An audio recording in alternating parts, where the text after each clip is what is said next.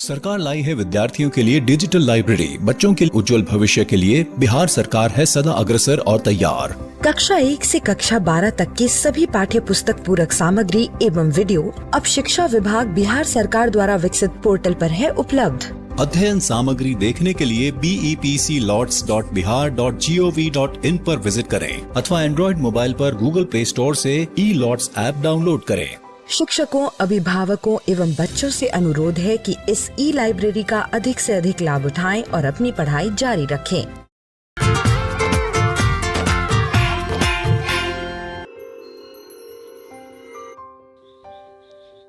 बापू की कहानी, जिसमें हम बात करेंगे महात्मा गांधी के जीवन के बारे में। पिछली बार हमने ये जाना कि दक्षिण अफ्रीका में प्रिटोरिया नामक जगह पर जाते वक्त गोरे लोगों ने यानी कि अंग्रेजों ने ट्रेन में अव्वल दर्जे में बापू को सफर नहीं करने दिया। उनको तो घोड़ा गाड़ी के अंदर भी नहीं बैठने दिया। बापू ने होटल में भी पीछे जाकर के खाना खाया था। बापू यह सब काले गोरे का भेद एक अन्याय की तरह मानते थे। प्रिटोरिया में मोहनदास का परिचय जाने माने हिंदुस्तानी व्यापारियों से होने लगा था। उन्होंने सभी भारतीय लोगों से मिलने की इच्छा जाहिर की। एक व्यापारी के घर हिंदुस्तानियों की सभा बुलाई गई। कई लोग आए। मोहनदास ने पहली बार ठीक से भाषण दिया, जिसके बाद बहुत से लोगों से बातचीत हुई। इस सभा में यह तय हुआ कि कुछ अनपढ़ लोग मोहनदास से अंग्रेजी सीखेंगे। ये कक्षाएं 8 महीने चली। मोहनदास का जीवन सामाजिक बनने लगा। दादा अब्दुल्ला के जिस मुकदमे में मदद देने वे आए थे, वो भी चल रहा था। अनुभवी वकीलों के साथ काम करने से मोहनदास को वकालत समझ आने लगी। दोनों पक्षों में रिश्तेदारी थी। मोहनदास ने उन्हें समझाया कि अदालत में मामला चलता रहा तो जीतने वाले को भी बहुत लाभ नहीं होगा। उन्होंने सुझाया कि दोनों पक्ष अपने भरोसे के लोगों को पंच बना ले और फिर उनका किया समझौता मान ले। पंचों ने फैसला दादा अब्दुल्ला के पक्ष में किया, लेकिन मोहनदास ने उन्हें मनाया कि वे अपने रिश्तेदार को खूब सारा समय दें नुकसान की भरपाई के लिए, ताकि उसके व्यापार का दिवाला न निकल जाए।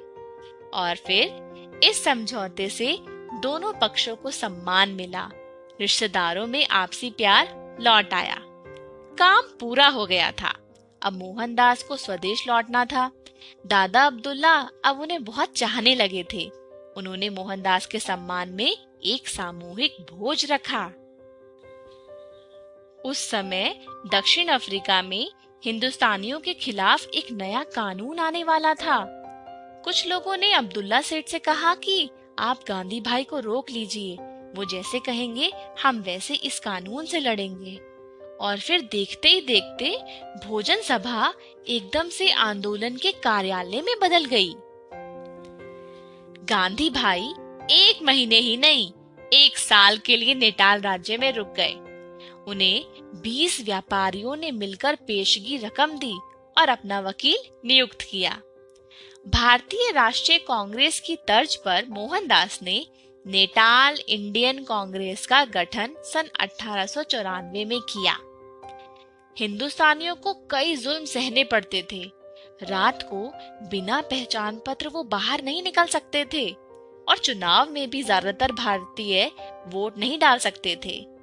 पर सबसे बुरे हाल तो अनपढ़ मजदूरों के थे।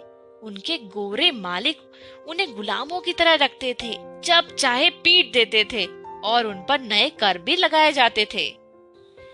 ये मजदूर सन 1860 के बाद तमिलनाडु, आंध्रा और बिहार जैसे राज्यों से गन्ने की खेती के लिए आए थे। इनसे अग्रीमेंट यानी इकरारनामा होता था, इसीलिए ये गिरमिटिया कहलाने लगे। गांधी भाई का नाम सुनकर बाला सुंदरम नाम का एक मजदूर मोहनदास से मदद मांगने के लिए आ गया। उसके गोरे मालिक ने उसे बुरी तरह पीट दिया था और उसके 2 दांत तोड़ दिए थे। उसका इलाज कराकर मोहनदास उसे एक मजिस्ट्रेट के पास ले गए। उसकी मुक्ति हुई। गांधी भाई गिरमिटिया मजदूरों के नेता हो गए। अब मोहनदास की कांग्रेस के साथ तरह तरह के हिंदुस्तानी आ गए थे। अमीर और गरीब, हर धर्म के लोग, मुस्लिम, पारसी, हिंदू, ईसाई और तरह तरह की जुबानें, गुजराती, तमिल, भोजपुरी, तेलुगु, उर्दू और अंग्रेजी भी। क्योंकि अब मोहनदास की दोस्ती कुछ गोरों के साथ भी होने लगी थी। उनका सौम्य और संकोची व्यवहार लोगों का मन जीत लेता था। आज के लिए इतना ही। अगली बार हम देखेंगे कि गांधी जी ने दक्षिण अफ्रीका में अन्याय के खिलाफ और कौन-कौन से काम किए। आज हम सीखेंगे योज्य तत्समक और गुणनात्मक तत्समक क्या होते हैं। आपके जीवन में आपने कई बार गिनती यानी काउंटिंग तो की होगी, जैसे कक्षा में विद्यार्थियों की गिनती, चीजों की गिनती, पेड़ पर पंछियों की गिनती इत्यादि। जैसे ही हम गिनती करना शुरू करते हैं, 1, 2, 3, 4 इत्यादि संख्याएं हमारे सामने अपने आप प्राकृतिक रूप से आती हैं। इस कारण हम गिनती गिनने वाली संख्याओं को प्राकृत संख्याएं यानी नेचुरल नंबर्स कहते हैं। गिनती के लिए हम 1, 2, 3 इत्यादि संख्याओं का प्रयोग करते हैं। सोचिए, गिनती करने के लिए कुछ भी न हो, जैसे कक्षा में विद्यार्थियों का न होना, गिनती के लिए कोई भी चीज न होना, पेड़ पर बैठे सभी पंछियों का उड़ जाना, तो इसे गणित में कैसे व्यक्त करेंगे? बिल्कुल सही सोचा आपने। ऐसी संख्या गणित में शून्य से व्यक्त की जाती है और इस तरह प्राकृत संख्याओं के साथ शून्य रखने पर हमें मिलता है पूर्ण संख्याओं यानी होल नंबर्स का संग्रह यानी कलेक्शन। योग में शून्य का बड़ा ही महत्व है। अगर हम किसी संख्या को शून्य के साथ जोड़ते हैं, जैसे खाली कक्षा में 5 विद्यार्थियों का आना या खाली थाली में 4 लड्डू रखना, तो परिणाम वही पूर्ण संख्या होती है जो शून्य के साथ जोड़ी जाती है। इस कारण पूर्ण संख्याओं के योग के लिए शून्य कहलाता है योज्य तत्समक यानी एडिटिव आइडेंटिटी। इसे हम तत्समक अवयव यानी आइडेंटिटी एलिमेंट या तत्समक भी कहते हैं। ऐसा ही कुछ हमें गुणन की संक्रिया में भी देखने मिलता है। जब किसी पूर्ण संख्या का 1 के साथ गुणन किया जाता है, जैसे एक पंक्ति में 5 वर्ग यानी स्क्वायर होंगे, तो वर्गों की संख्या 1 और 5 के गुणन से प्राप्त की जा सकती है, जो होगी 5। यहाँ 4 टोकरियां हैं। अगर हर एक में एक फल रखा जाए तो फलों की संख्या होगी 1 गुना 4 यानी के 4। इसी तरह अगर चॉकलेट पर मूल्य ₹1 लिखा हो तो 15 चॉकलेट लेने पर 15 रुपए ही लगेंगे। ऐसा क्यों? क्योंकि 1 गुना 15 बराबर 15 ही होता है। चूंकि किसी संख्या का 1 से गुणन करने पर वही पूर्ण संख्या प्राप्त होती है, इसलिए पूर्ण संख्याओं के गुणन के लिए 1 कहलाता है गुणनात्मक तत्समक यानी मल्टीप्लिकेटिव आइडेंटिटी। गुणन के लिए इसे हम तत्समक अवयव यानी आइडेंटिटी एलिमेंट या तत्समक भी कहते हैं। इस तरह से आज हमने सीखा योज्य तत्समक और गुणनात्मक तत्समक क्या होते हैं। अगले वीडियो में कुछ उदाहरणों से इन्हें और अच्छे से जानेंगे। अगर एक बाल्टी में 15 लीटर पानी हो और दूसरी बाल्टी खाली हो, तो दोनों बाल्टियों में कुल कितना पानी होगा? उदाहरण में यह दिया गया है कि एक बाल्टी में 15 लीटर पानी है और दूसरी बाल्टी खाली है। दूसरी बाल्टी खाली है, इसका मतलब है कि दूसरी बाल्टी में 0 लीटर पानी है। दोनों बाल्टियों में पानी की कुल मात्रा पता करने के लिए हमें दोनों की मात्रा को मिलाना होगा, यानी कि 15 लीटर धन 0 लीटर का मान ज्ञात करना होगा। 0 एक योज्य तत्समक यानी एडिटिव आइडेंटिटी है। क्या आप बता सकते हैं क्यों? चलिए हम बताते हैं। यह इसलिए क्योंकि किसी भी संख्या को 0 के साथ जोड़ने पर परिणाम स्वयं वही संख्या प्राप्त होती है। इसलिए पानी की कुल मात्रा होगी 15 लीटर। अगला उदाहरण, पूनम प्रतिदिन एक कविता लिखती है। क्या आप पता कर सकते हैं 30 दिनों में वह कितनी कविताएं लिखेगी?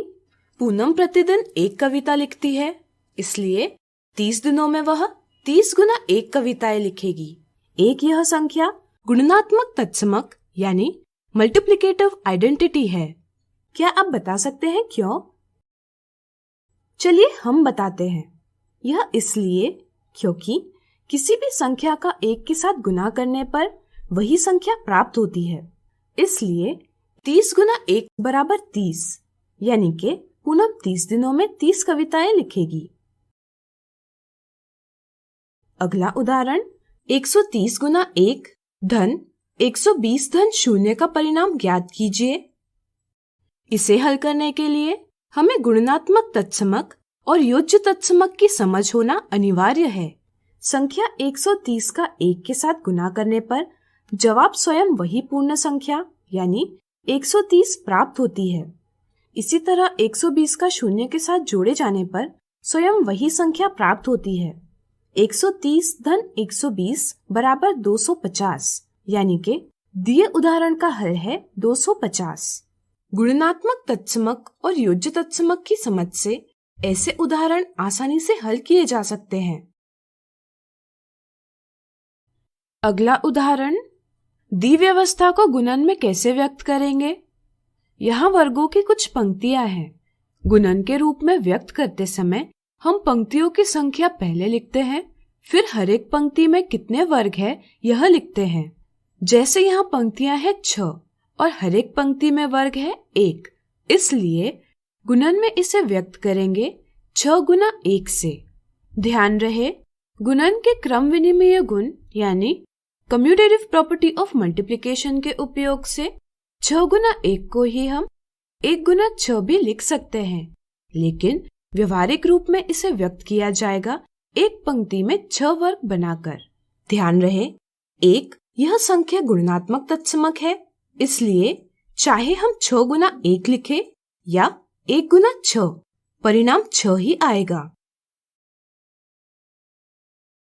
इस वीडियो में आज हमने देखे योज्य तत्समक और गुणनात्मक तत्समक के उदाहरण।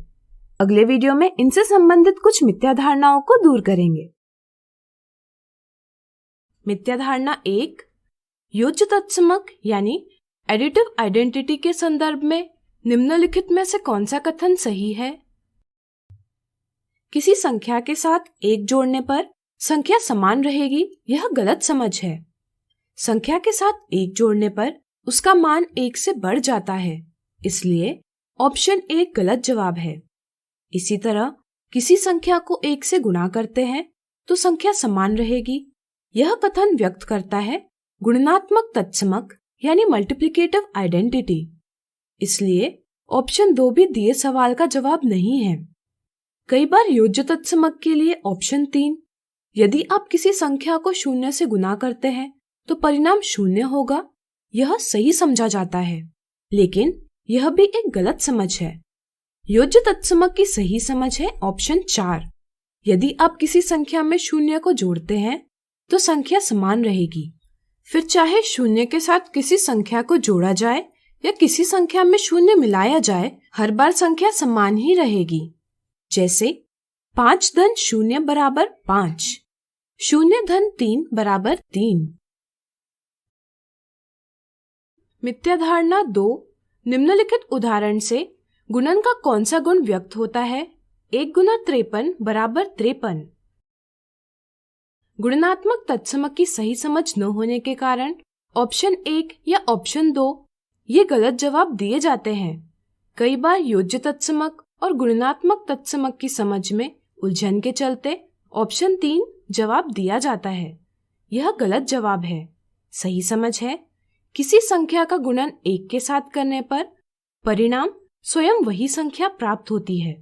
यह गुणन का गुणनात्मक तत्समक गुण यानी मल्टीप्लिकेटिव आइडेंटिटी है, इसलिए ऑप्शन 4 सही जवाब है। मिथ्या धारणा 3, 15 धन 0 बराबर 15। इस उदाहरण में 0 एक योज्य तत्समक है। क्या 15 ऋण 0 बराबर 15 में भी 0 एक योज्य तत्समक है? 15 में शून्य जोड़ने पर परिणाम वही संख्या प्राप्त होती है, इसलिए शून्य एक योज्य तत्समक कहलाता है। अगर 15 ऋण शून्य बराबर 15 इस उदाहरण की बात करें तो 15 से शून्य घटाने पर भी परिणाम स्वयं वही संख्या प्राप्त हो रही है, इसलिए 15 ऋण शून्य बराबर 15 में भी शून्य एक योज्य तत्समक है, यह माना जाता है। इस समझ से ऑप्शन 1 यह गलत जवाब दिया जाता है। सही समझ है कि योज्य तत्समक की समझ किसी भी संख्या के शून्य के साथ योग से जुड़ी है, न कि व्यवकलन से। इसलिए सही जवाब है ऑप्शन 2 नहीं।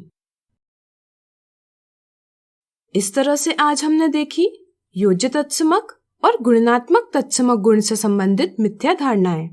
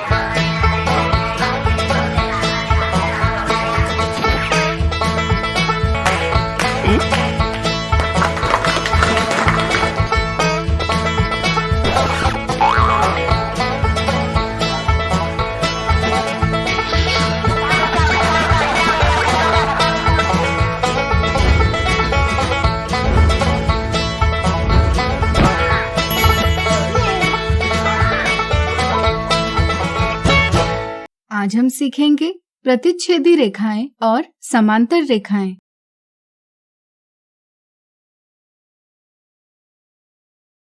आप रेखाखंड यानी लाइन सेगमेंट और रेखा यानी लाइन के बारे में पहले से जानते हैं। आपको याद होगा कि दो बिंदुओं को जोड़ने वाला सबसे छोटा मार्ग एक रेखाखंड को दर्शाता है। जैसे यहाँ बिंदु A और बिंदु B को जोड़ने से प्राप्त आकृति रेखाखंड AB है। जब हम रेखाखंड को उसके दोनों ओर बिना किसी अंत के बढ़ाते हैं तो हमें एक रेखा प्राप्त होती है। हम कह सकते हैं कि रेखा न तो किसी बिंदु से शुरू होती है और न ही किसी बिंदु पर समाप्त होती है, यह अनंत तक बढ़ती जाती है, जिसे हम दोनों ओर तीर का निशान बनाकर दर्शाते हैं। क्या आप बता सकते हैं इस रेखा को हम कैसे नाम देंगे? सोचिए सोचिए।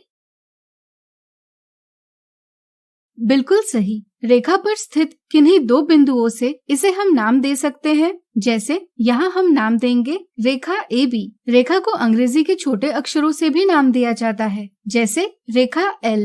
ध्यान रहे रेखा एक विमीय यानी 1 डायमेंशनल आकार है।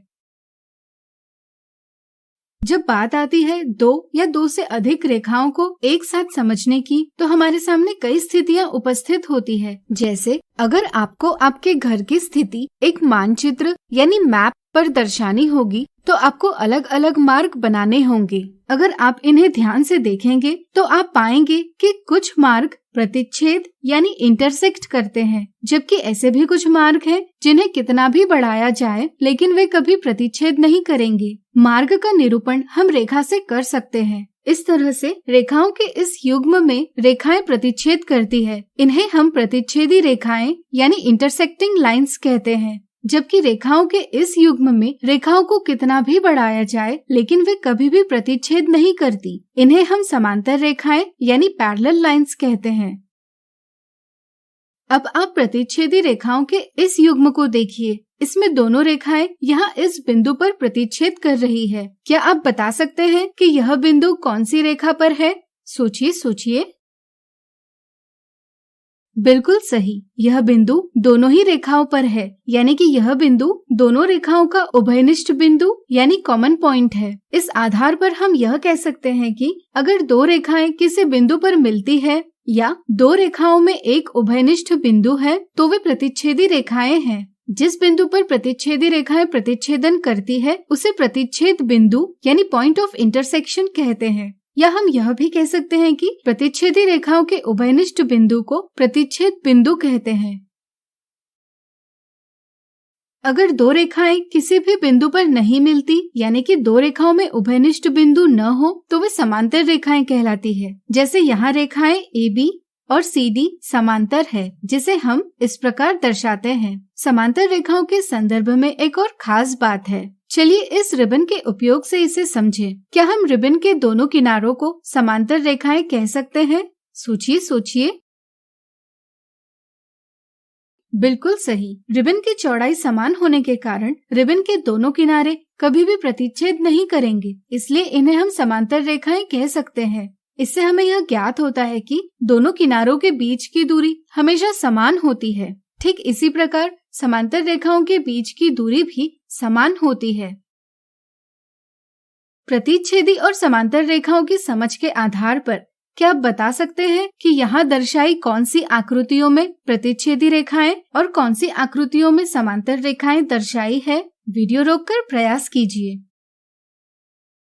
चलिए हम बताते हैं। यहाँ अगर हम इन आकृतियों को देखते हैं तो इनमें रेखाएं प्रतिच्छेद नहीं करती, इसलिए इन आकृतियों में समांतर रेखाएं दर्शाई है, जबकि इन आकृतियों में रेखाएं प्रतिच्छेद कर रही है, इसलिए इन आकृतियों में प्रतिच्छेदी रेखाएं दर्शाई है। अब इन प्रतिच्छेदी रेखाओं को देखिए, यहाँ इनके बीच 90 डिग्री का कोण यानी समकोण है। ऐसे प्रतिच्छेदी रेखाएं एक दूसरे पर लंब यानी परपेंडिकुलर रेखाएं कहलाती है। जैसे यहाँ AB CD पर लंब है, जिसे हम इस प्रकार निरूपित करते हैं।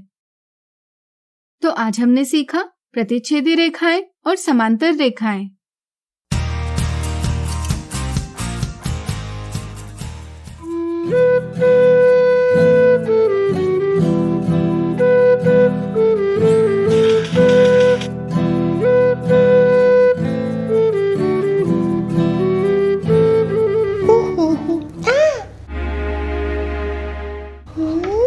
अरे तारा, तुम अपने हाथ धोए भी नहीं खा रही?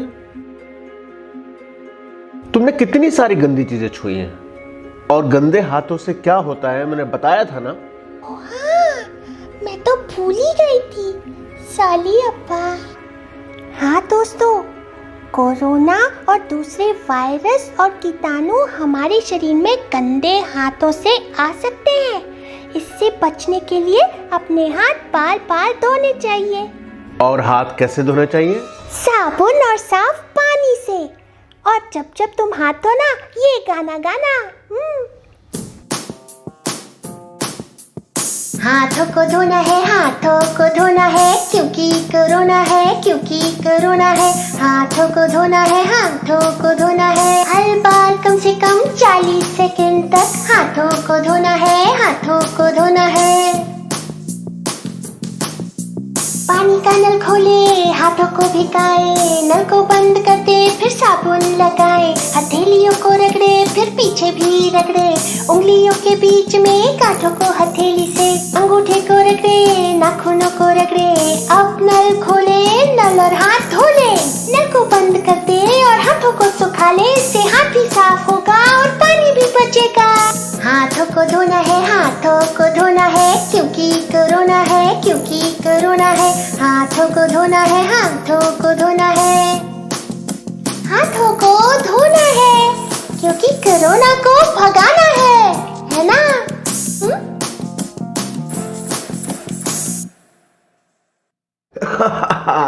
बहुत अच्छा गाना था तारा, बहुत अच्छा। थैंक यू अप्पा। अब बताओ कब कब हाथ धोना है तारा? मुझे याद है अप्पा। ओके। हाथों में खांसने या छींकने के बाद, घर या बाहर की कोई गंदी चीज या सतह छूने के बाद, किसी को छूने से पहले और छूने के बाद, चेहरा, नाक, आँख छूने से पहले और बाद में, खाना खाने से पहले, टॉयलेट जाने के बाद, खेल कर आने के बाद, किसी बीमार व्यक्ति को छूने के बाद, बाहर से आने के बाद और बच्चे की पॉटी साफ करने के बाद। अरे वाह तारा, तुम्हें तो पूरा याद है। अच्छा, हाथ धोने के साथ साथ कोरोना से बचने के लिए और क्या करना है वो भी याद है ना? हाँ पा, सबसे 1 मीटर की दूरी बनाकर रखना है और घर पर ही रहना है। अब मेरे साफ खुशबूदार हाथों से आप सबको नमस्ते। नमस्ते।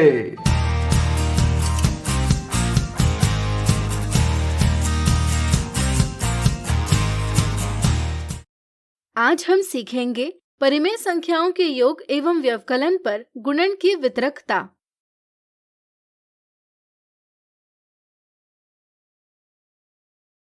जरा सोचिए, निशांत किसी दुकान में जूस की 2 एक जैसी बोतलें और 2 एक जैसे चॉकलेट खरीदता है।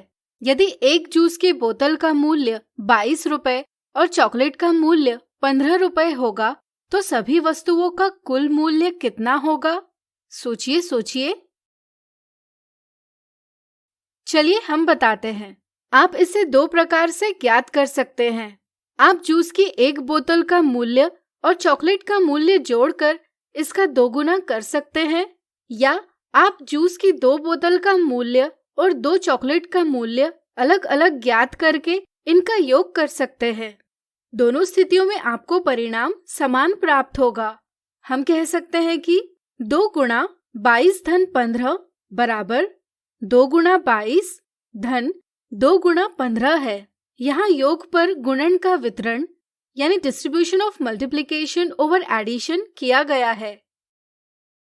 परिमेय संख्याओं के संदर्भ में भी योग पर गुणन का वितरण किया जा सकता है। चलिए इसे एक उदाहरण से समझें। मान लीजिए हमें 2/3 का ऋण 4/5 धन 7/5 से गुणन करना है। इसे हम इस प्रकार करेंगे या हम इसे इस प्रकार करेंगे। हमें दोनों स्थितियों में समान परिणाम प्राप्त हो रहा है, इसलिए हम कह सकते हैं कि 2/3 गुणा ऋण 4/5 धन 7/5 बराबर 2/3 गुणा ऋण 4/5 धन 2/3 गुणा 7/5 है। व्यापक रूप में किन्हीं भी 3 परिमेय संख्याओं a, b, c के लिए a गुणा b धन c बराबर a गुणा b धन a गुणा c है। इसे योग पर गुणन की वितरकता यानी distributivity of multiplication over addition कहते हैं। अब आप वीडियो रोककर अपनी नोटबुक और पेन लीजिए और नोटबुक पर 3 परिमेय संख्याएं लीजिए। मान लीजिए पहली परिमेय संख्या a, दूसरी b और तीसरी c है। अब आप a गुणा b ऋण c में a, b, c के स्थान पर लिए गए मान रखकर परिणाम ज्ञात कीजिए। अब आप a गुणा b ऋण a गुणा c में abc के स्थान पर लिए गए मान रखकर परिणाम ज्ञात कीजिए। क्या आपको दोनों स्थितियों में समान परिणाम प्राप्त हुआ? इससे आपको क्या पता चलता है? सोचिए सोचिए। बिल्कुल सही। हम कह सकते हैं कि किन्हीं भी 3 परिमेय संख्याओं a, b, c के लिए a गुणा b ऋण c बराबर a गुणा b ऋण a गुणा c है। इसे हम व्यवकलन पर गुणन की वितरकता यानी distributivity of multiplication over subtraction कहते हैं। अब आपकी योग एवं व्यवकलन पर गुणन की वितरकता की समझ बन गई होगी। तो आज हमने सीखा परिमेय संख्याओं के योग एवं व्यवकलन पर गुणन की वितरकता। अगले वीडियो में इनसे जुड़े कुछ उदाहरण देखेंगे। आज हम देखेंगे परिमेय संख्याओं के योग एवं व्यवकलन पर गुणन की वितरकता से संबंधित कुछ उदाहरण।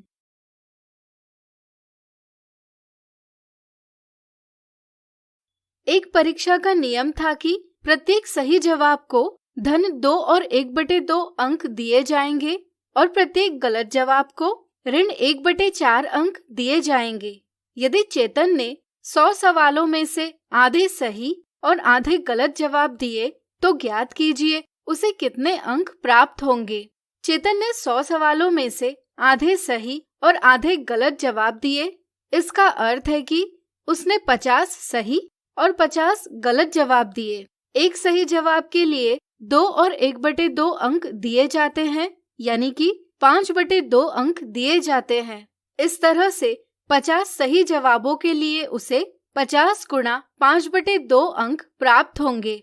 इसी तरह एक गलत जवाब के लिए ऋण 1/4 अंक, इस तरह से 50 गलत जवाबों के लिए उसे 50 गुणा ऋण 1/4 अंक प्राप्त होंगे। इस तरह से उसे कुल अंक प्राप्त होंगे 50 गुणा 5/2 धन 50 गुणा ऋण 1/4।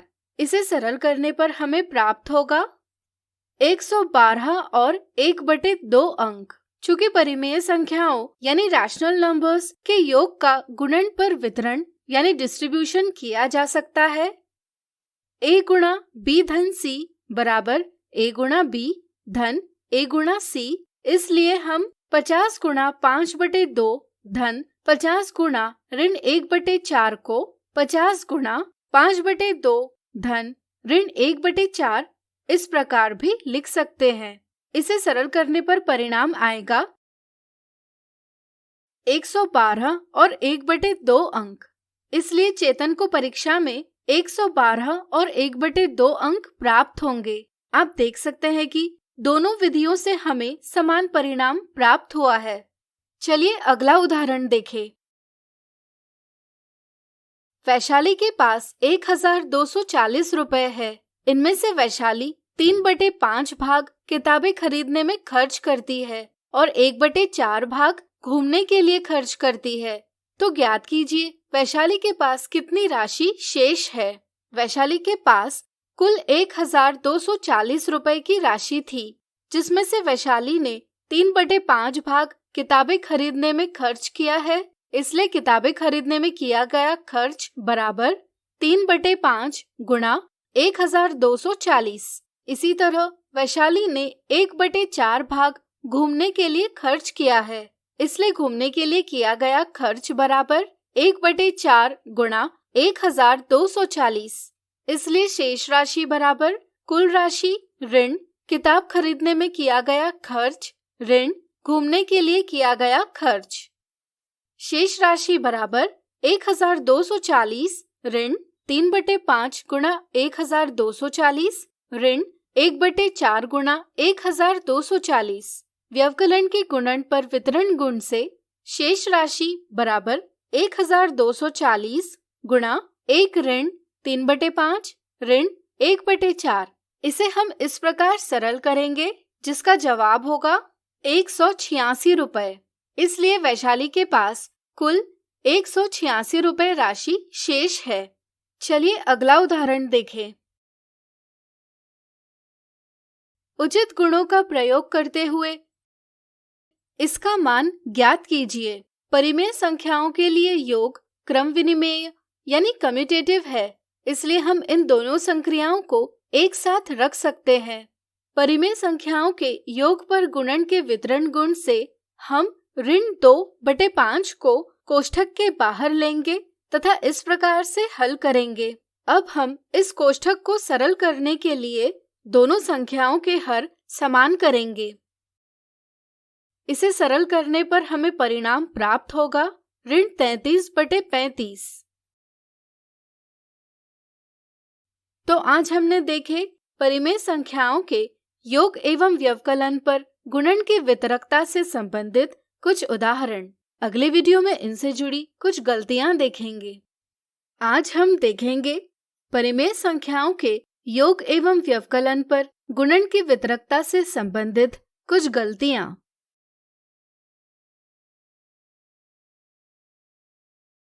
गलती 1, योग या व्यवकलन पर गुणन का वितरण सही प्रकार से न करना। कुछ बच्चे योग या व्यवकलन पर गुणन का वितरण करते समय कुछ गलतियां करते हैं। साधारणतः यह बीजगणित में अधिक देखा जाता है। उदाहरण के लिए यदि बच्चों को कहा जाए कि 1/7 गुणा कोष्ठक में 2x ऋण 5 का वितरण कीजिए, तो बच्चे इसे 1/7 गुणा 2x ऋण 5 इस प्रकार लिखते हैं। वे कोष्ठक के बाहर की संख्या का अंदर लिखी दोनों संख्याओं से गुणन नहीं करते, बल्कि सिर्फ पहली संख्या से गुणन करते हैं।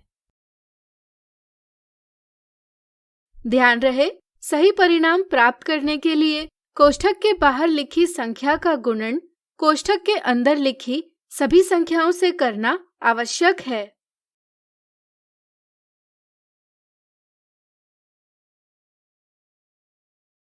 गलती 2, साहचर्य गुण यानी एसोसिएटिव प्रॉपर्टी और वितरण गुण में भ्रम।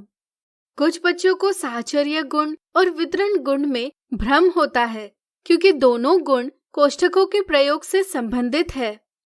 यदि उन्हें पूछा जाए कि 2/3 गुणा कोष्ठक में 1/5 धन 3/11 बराबर कोष्ठक में 2/3 गुणा 1/5 धन 2/3 गुणा 3/11 दिए गए समीकरण यानी इक्वेशन में कौन से गुण का प्रयोग हुआ है, तो कोष्ठकों को देखकर वे बताते हैं कि इस समीकरण में साहचर्य गुण का प्रयोग हुआ है।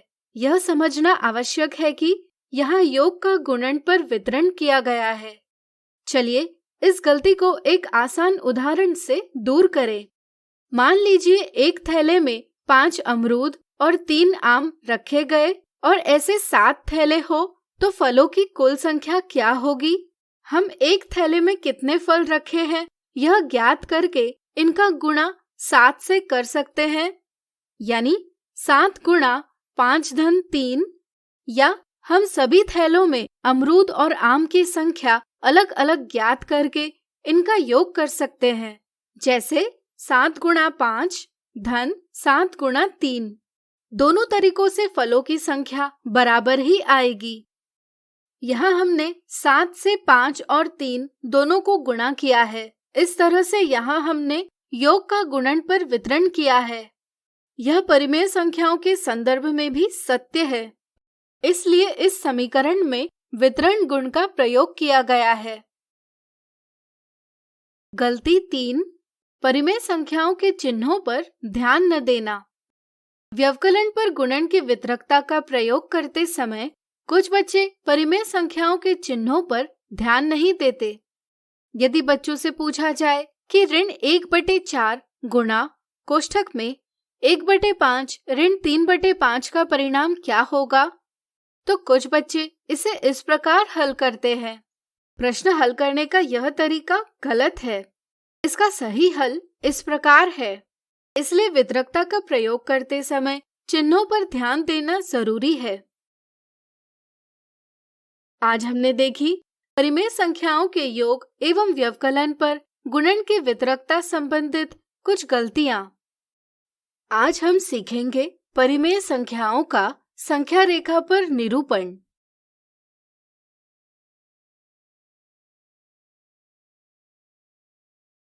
पिछली कक्षा में हमने एक संख्या रेखा यानी नंबर लाइन बनाकर इस पर पूर्णांकों को निरूपित किया। इस संख्या रेखा पर शून्य के दाईं ओर धनात्मक पूर्णांक यानी पॉजिटिव इंटीजर्स और शून्य के बाईं ओर ऋणात्मक पूर्णांक यानी नेगेटिव इंटीजर्स को दर्शाया जाता है। किन्हीं भी दो पूर्णांकों के बीच की दूरी इकाई दूरी कहलाती है। चलिए 0 से 1 के बीच की इकाई दूरी के 10 बराबर भाग बनाएं। इस तरह से इनमें से प्रत्येक भाग इकाई दूरी का 1/10 भाग होगा। यदि हम 0 से शुरुआत करें तो एक भाग लेकर संख्या रेखा पर संख्या 1/10 दर्शाई जा सकती है। इसी तरह 2 भाग लेने पर 2/10, 3 भाग लेने पर 3/10 इत्यादि भाग दर्शा सकते हैं। इसी तरह 10 में से 10 भाग लेकर एक संपूर्ण यानी 1 दर्शा सकते हैं। अभी अभी हमने संख्या रेखा पर परिमेय संख्याओं को अंकित किया है। चलिए परिमेय संख्याओं का संख्या रेखा पर निरूपण विस्तार से समझें। मान लीजिए हमें परिमेय संख्या ऋण 5/6 को संख्या रेखा पर निरूपित करना है। वीडियो रोककर पहले आप इसे संख्या रेखा पर निरूपित करने का प्रयास कीजिए। चलिए हम बताते हैं। यहाँ परिमेय संख्या ऋण 5/6 एक ऋणात्मक परिमेय संख्या यानी नेगेटिव रैशनल नंबर है। हम जानते हैं कि संख्या रेखा पर एक संख्या से छोटी संख्या को उसके बाईं तरफ और बड़ी संख्या को उसके दाईं तरफ दर्शाया जाता है।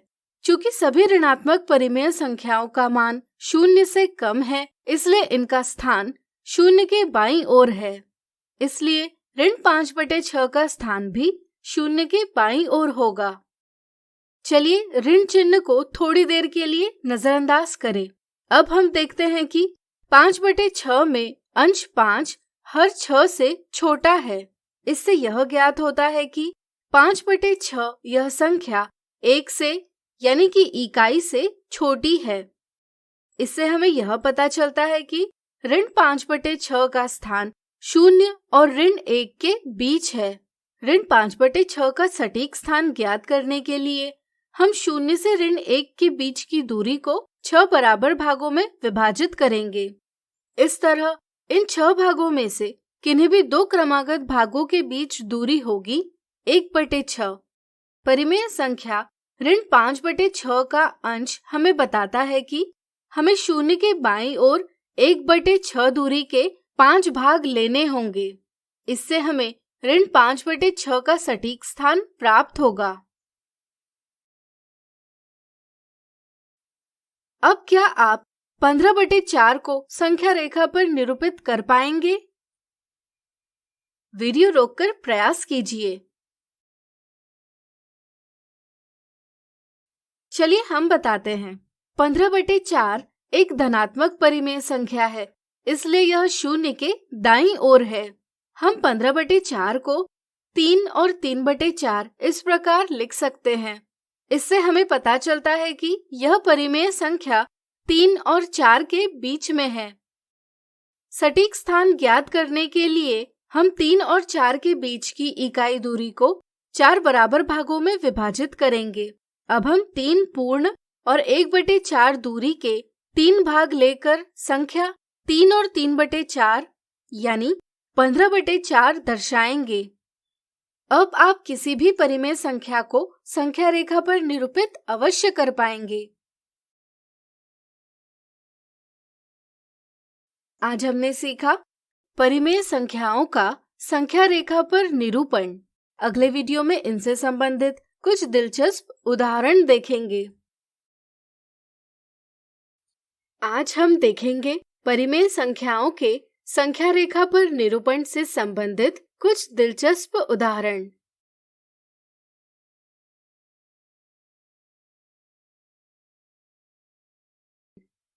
नीचे दर्शाई संख्या रेखा पर किन्हीं भी 2 बिंदुओं के बीच समान दूरी है। ज्ञात कीजिए बिंदु P और Q कौन सी परिमेय संख्या को अंकित करते हैं। दर्शाई गई संख्या रेखा पर किन्हीं भी 2 बिंदुओं के बीच बराबर दूरी है। यह दूरी ज्ञात करने के लिए हम किसी संख्या से उसके बाईं ओर की संख्या को घटाएंगे।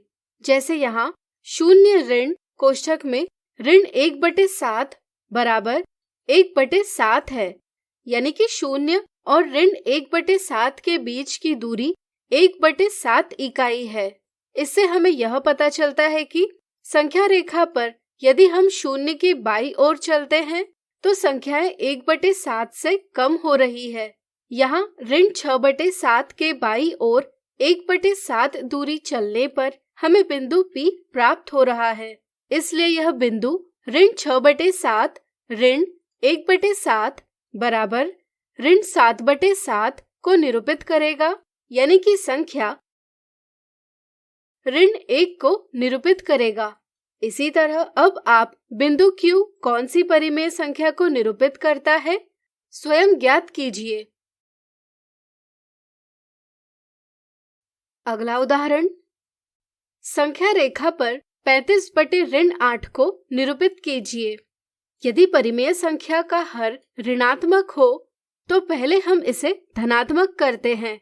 इसके लिए हम अंश और हर दोनों को ऋण 1 से गुणा करते हैं ताकि संख्या के मान में कोई परिवर्तन न हो।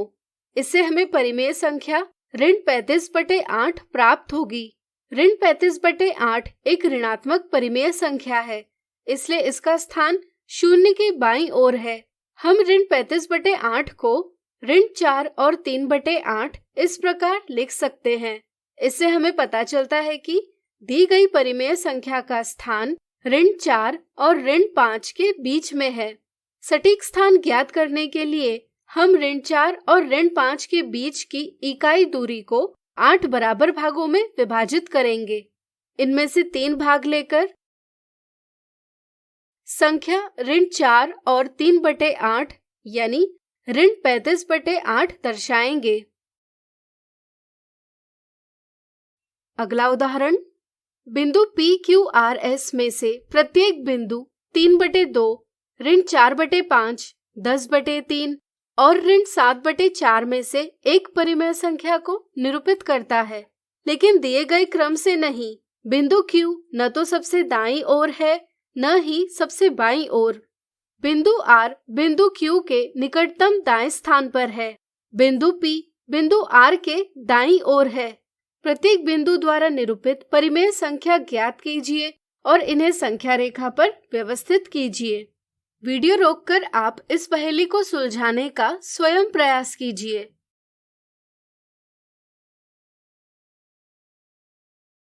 चलिए हम बताते हैं। चलिए सबसे पहले दी गई सूचनाओं से बिंदु PQRS को सही क्रम से व्यवस्थित करें। पहली सूचना हमें बताती है कि बिंदु Q न तो सबसे दाईं ओर है न ही सबसे बाईं ओर, यानी कि अवश्य यह बीच के किसी स्थान पर होगा। हम कह सकते हैं कि बिंदु Q या तो इस स्थान पर होगा या इस स्थान पर। चलिए इन दो संभावनाओं को इस प्रकार दर्शाएं। दूसरी सूचना से हमें ज्ञात होता है कि बिंदु R बिंदु Q के निकटतम दाएं स्थान पर है। इस तरह से हम बिंदु R इस स्थान पर या इस स्थान पर दर्शा सकते हैं। तीसरी सूचना से हमें ज्ञात होता है कि बिंदु P बिंदु R के दाईं ओर है। इस स्थिति में बिंदु R के दाईं ओर बिंदु P को रखा जा सकता है, लेकिन इस स्थिति में ऐसा करना संभव नहीं, इसलिए इस प्रकार की व्यवस्था गलत है।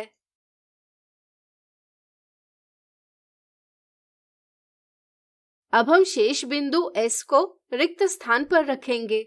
इससे हमें बिंदुओं का क्रम प्राप्त होगा SQRP।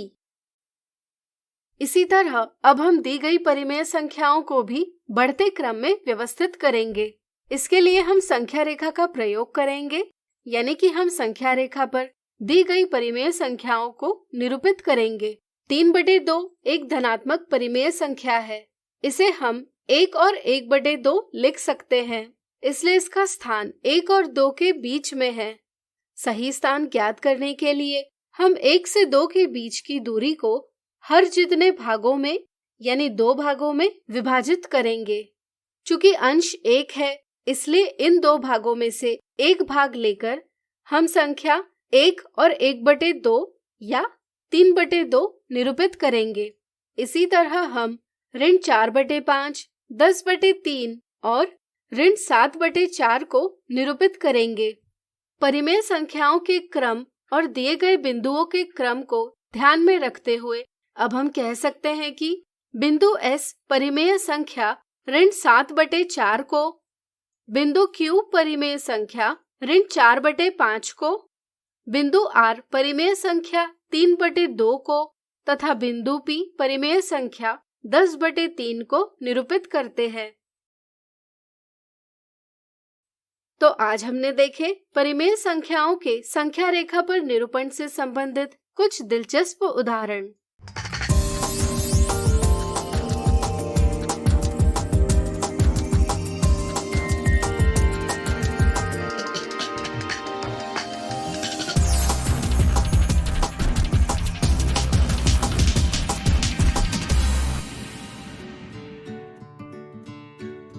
संजय गांधी जैविक उद्यान जू आउटरीच प्रोग्राम में आपका स्वागत है।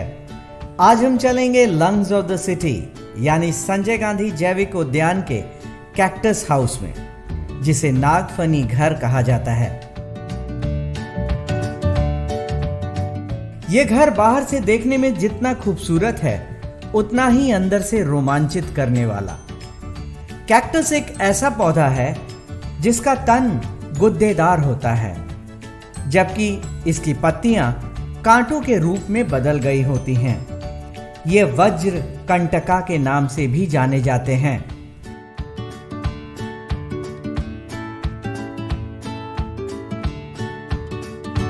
पटना जू के बॉटनी रेंज में अलग अलग टाइप्स के गार्डन को दिखाने के लिए अलग अलग संरचनाएं बनाई गई हैं। उसमें एक कैक्टस हाउस भी यहाँ जो दर्शक आते हैं उनके लिए एक प्रमुख आकर्षण का केंद्र है। ये एक ग्रीन हाउस में बना करके स्ट्रक्चर में इन्हें रखा गया है, जहाँ अलग अलग प्रजाति के कैक्टस रखे गए हैं। जनरली कैक्टस का नाम आते ही हमें ऐसा प्रतीत होता है वैसे प्लांट्स के बारे में जो जनरल टर्म्स में लोग समझते हैं कि जिसे पानी की आवश्यकता नहीं होती है और बिल्कुल रफ कंडीशन में रहते हैं। इस बात में सच्चाई है कि कैक्टस जो है सो काफ़ी हार्श प्लांट होते हैं, हार्श कंडीशन में ये सर्वाइव करते हैं और इनमें बहुत से तरह के मॉडिफिकेशंस नेचर के द्वारा किए गए हैं, जिससे ये वाटर लॉसेस जो होते हैं इवेपोट्रांसपिरेशन को कम करके अपनी आवश्यकता को पूरी करते हैं। और ये काफ़ी ड्राई एरियाज में भी, क्लाइमेटिक एग्रो क्लाइमेटिक जोन्स में भी पाए जाते हैं, जहाँ प्रेसिपिटेशन काफ़ी कम होता है वैसे जगहों पे भी ये पाए जाते हैं। ये सभी तरह के डेजर्ट्स वगैरह में पाए जाते हैं। ये कैक्टसी फैमिली को बिलोंग करते हैं और जो कैक्टस में लीव्स होते हैं वो मॉडिफाइड थॉर्न्स होते हैं, वो कांटे के रूप में परिवर्तित हो जाते हैं। इनके तने मोटे होते हैं जिसमें पानी भरा होता है। ये पानी इन पौधों के तनों में विशेष प्रकार से संरक्षित रहते हैं। कैक्टस पानी की कमी होने पर इस संरक्षित पानी का उपयोग करता है। प्रकाश संश्लेषण का कार्य भी इनके तने और टहनियां करती हैं। कैक्टस में पानी उसकी जड़ों की सहायता से आता है। इनकी मुख्य जड़ लंबी और मजबूत होती है। ये जड़ ही जमीन के नीचे से पानी खींचती है। कैक्टस पौधे में मौजूद पानी सामान्य पानी से मोटा जेल रूपी होता है। ये पानी रेगिस्तानी इलाकों में सफर कर रहे लोगों के लिए वरदान की तरह है। पानी बेस्वाद होता है लेकिन इसे पीने से कोई नुकसान नहीं होता। कैक्टस प्लांट में मौजूद ये पानी पौधे को भी शुष्क और अत्यधिक तापमान से बचाता है।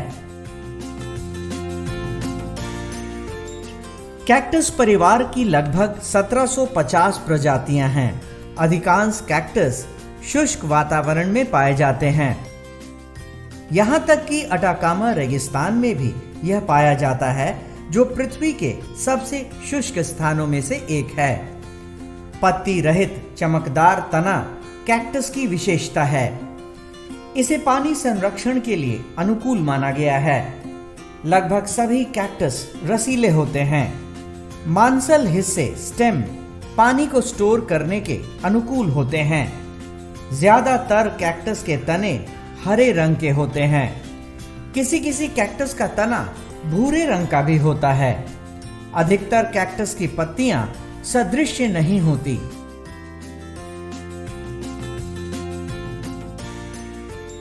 कैक्टस स्पाइन को विशेष संरचनाओं से उत्पन्न किया जाता है, जिन्हें ओरोलेक्स कहा जाता है।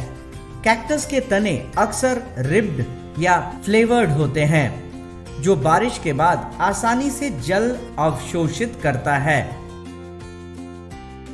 इसके बाद लंबे समय तक सूखा पड़ा रहता है। कैक्टस कार्बन डाइऑक्साइड को मैलिक एसिड के रूप में संग्रहित करता है।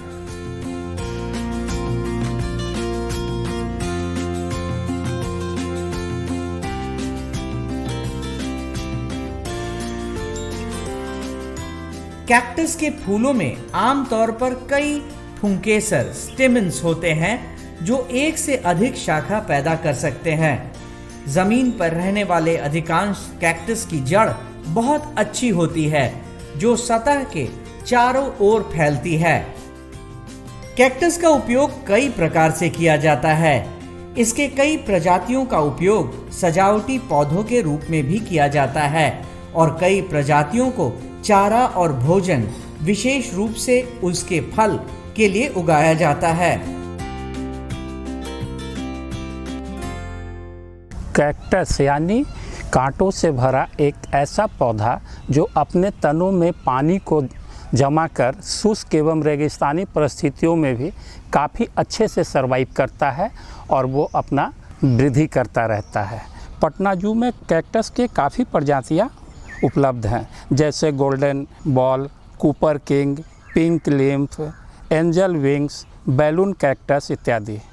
इसके रख रखाव एवं देख रेख पर काफ़ी ध्यान दिया जाता है। इसमें समय समय पर बेवेस्टिन का छिड़काव किया जाता है ताकि फंगस आदि से बचा रहे। आज के लिए बस इतना ही। कल फिर मिलेंगे अगले एपिसोड में। तब तक के लिए नमस्कार।